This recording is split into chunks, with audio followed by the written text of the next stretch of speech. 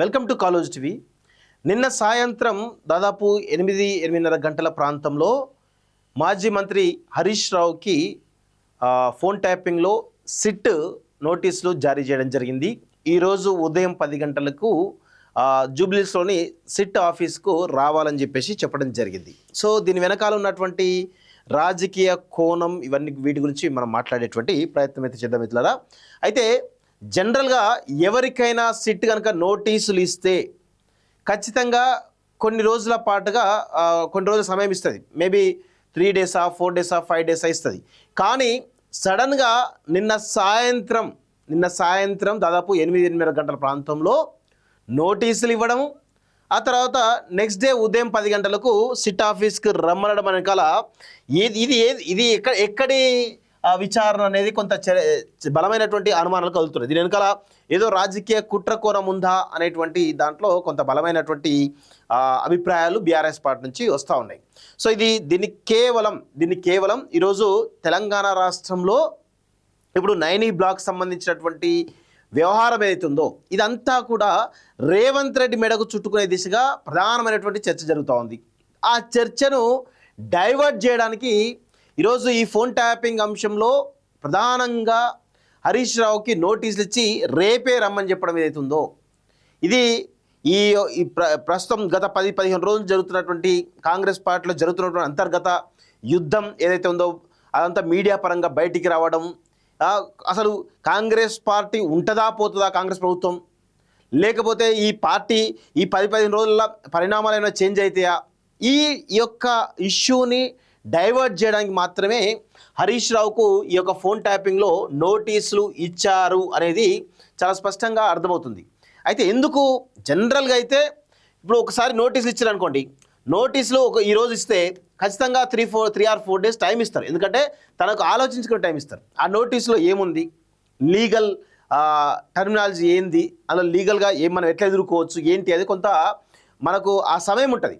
కానీ నిన్న రాత్రి 8-8:30 గంటల ప్రాంతంలో నోటీసులు ఇవ్వడం, ఈరోజు ఉదయం 10 గంటల ప్రాంతంలో హాజరు రమ్మడం అనడం వెనకాల ఖచ్చితంగా రేవంత్ రెడ్డి యొక్క కుట్ర దాగి ఉందనేది చాలా స్పష్టంగా అర్థమవుతుంది. సరే, వాస్తవంగా హరీష్ రావు అనే వ్యక్తి ఫోన్ ట్యాపింగ్లో ఉన్నాడు, అది అందరూ తెలిసిన విషయమే. కానీ సడన్గా ఇప్పుడే ఇవ్వడం వెనకాల ఇది అంతర్గతంగా జరుగుతున్నటువంటి యుద్ధం ఎక్కడ బయటికి వచ్చి ఎక్కడ కాంగ్రెస్ ప్రభుత్వం పైన ప్రజలు దుమ్మెత్తిపోస్తున్నటువంటి ఒకే ఒక కారణంతో ఇష్యూని కంప్లీట్గా డైవర్ట్ చేసేటువంటి ప్రయత్నం చేయడం జరిగింది. సో ఇది వాస్తవం. ఇదే వాస్తవం.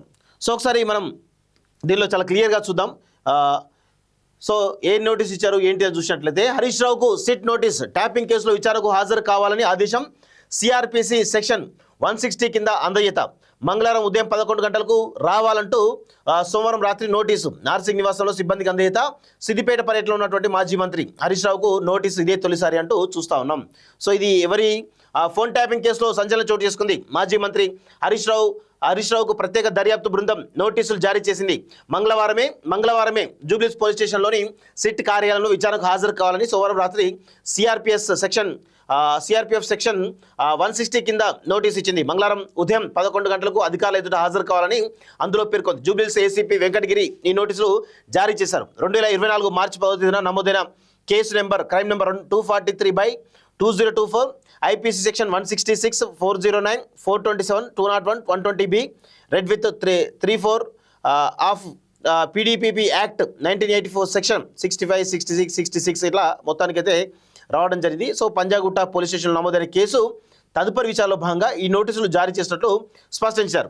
ఫోన్ ట్యాపింగ్ కేసులో కొన్ని వాస్తవాలు గట్లపై మీకు అవగాహన ఉందని దాన్ని నివృత్తి చేసుకోవడానికి ఈరోజు ఇది చక్రధర్ గౌడ్ పెట్టినటువంటి కేసు ఆధారంగా హరీష్ రావుకు నోటీస్ ఇచ్చి పిలుస్తున్నారు. అయితే విచిత్రం ఏంటంటే ఎవరు చక్రధర్ గౌడ్ సుప్రీంకోర్టుకు వెళ్ళి కొట్లాడినప్పటికీ కూడా అక్కడ ఆ కేసు కొట్టివేయడం జరిగింది.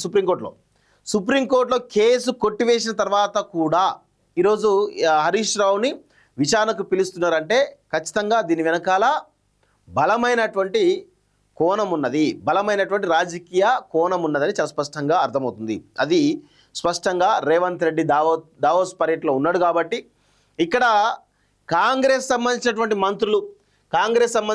మంత్రులు కానీ లేకపోతే ఇటు ఎమ్మెల్యేలు కానీ వీళ్ళందరూ కలిసి ఎక్కడ మీటింగ్ పెట్టుకొని ఏమైనా చేస్తారేమో అన్నట్టు ఒక భయంతో ఆ చర్చ అంతా హరీష్ రావు మీదకి డైవర్ట్ చేసే ప్రయత్నం చేస్తారు. నాకు తెలిసి ఈ 10-15 రోజులు కూడా ఇవే చర్చలు ఉంటాయి. 10-15 రోజులు కూడా బలమైనటువంటి అంత ఫోన్ ట్యాపింగ్ పైన చర్చ తీసుకురావడమా లేకపోతే రకరకాల చర్చలు తీసుకురావడమా ఉంటుంది తప్ప అసలు ఈ కాంగ్రెస్ మంత్రులకు కానీ ఎమ్మెల్యేలకు కానీ కనీసం కూర్చొని మాట్లాడుకునే అవకాశం ఇవ్వకుండా ఊపిరి సల్పకుండా చేసేట ప్రయత్నం అయితే బలంగా రేవంత్ రెడ్డి ప్లాన్ చేసి పోయినట్టుగా కనబడతా ఉంది తప్ప వేరే ఏది లేదు ఇలా.